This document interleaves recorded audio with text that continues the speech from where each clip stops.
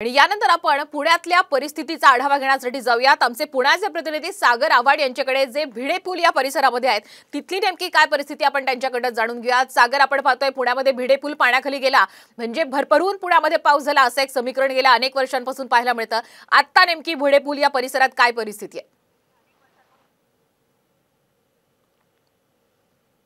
हा पुण्यातला सर्वात मोठा पाऊस आहे आणि पहिल्या पावसामध्येच भिडे पूल जो आहे तो पाण्याखाली गेलेला आणि खडकवासला धरणामधून 40,000 क्युसेक्सने पाणी जे आहे ते विसर्ग करण्यात आलेला आहे। सकाळी 6 वाजता हा विसर्ग सोडण्यात आलेला आहे आणि अजूनही घाटमाता परिसरामध्ये जोरदार पाऊस जो आहे तो होणार आहे आणि त्यामुळे अजूनही विसर्ग वाढण्याची शक्यता वर्तवण्यात येते। 12 वर्षानंतर प्रथमच नारायणपेठचा जो रस्ता आहे या रस्त्याला हे पाणी लागलेलं आहे आणि हौशी पुणेकर जे आहेत ते सध्या झेड ब्रिजवरती हे पाणी पाहण्यासाठी आलेले आहेत। आपल्याबरोबर काही पुणेकर आहेत। मोठ्या प्रमाणावरती पाऊस सध्या सुरू आहे, अनेक ठिकाणी पाणी भरले, काय सांगता? पाणी भरपूर चालू आहे। गेले 4 दिवसापासून जोरदार पुणेकरांना पावसाचा आनंद लुटता येतोय आणि यावर्षी 12 वर्षानंतर या ब्रिजला पाणी लागलेलं आहे।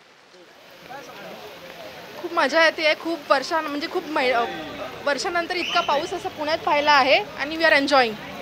खूप मजा येऊन राहिली आहे। 4 दिवसापासून सतत पाणी आहे, पण पुणेकर काळजी घ्या, खूप जास्त पाणी भरलेलं आहे तर सावकाश घराच्या बाहेर निघा आणि एन्जॉय करा। बऱ्याच वर्षांनी भिडे पुलाच्या पण वरती पाणी आलं, कॉर्पोरेशनचा पूल पण आता टेकलेला आहे पाण्याला। पण हाल होत आहेत नागरिकांची, प्रशासनाचं लक्ष आहे का? प्रशासनाचं लक्ष थोडं कमी आहे, पण शेवटी वातावरण आहे, पाऊस झालेला आहे, सगळ्यांनी काळजी घ्यावी, बाकी काय करायचं। प्रशासन वारंवार सूचना करत आहे पावसासंदर्भात, नागरिक पण काळजी घेते।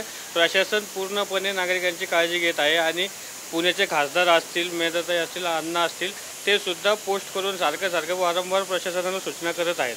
मी दाखवू शकतो की सध्या मी झेड ब्रिजवरती आहे। या ठिकाणाहून बाबा भिडे पूल दिसतोय, त्याचबरोबर दगडी पूल जो आहे तोही दिसतोय आणि हौशी पुणेकर जे आहेत ते झेड ब्रिजवरती येऊन हे सर्व पाणी जे आहे ते पाहतायत। सतर्कतेचा इशारा जो आहे तोही देण्यात आलेला आहे। त्यामुळं हा विसर्ग जसा वाढत जाईल त्याच पद्धतीने नागरिकांना सतर्कता बाळगावी असंही सांगण्यात आलंय। आपल्याबरोबर अजून काय पुणेकर आहेत तेही पाणी पाहण्यासाठी आले। पाणी याआधी एवढं पाहिलं? नक्कीच सागर, तुमच्याकडनं आम्ही अधिक माहिती घेत राहणार आहोत। तुर्त्या सध्या महत्त्वाची माहिती दिल्याबद्दल मनापासून धन्यवाद। आपण पुण्यात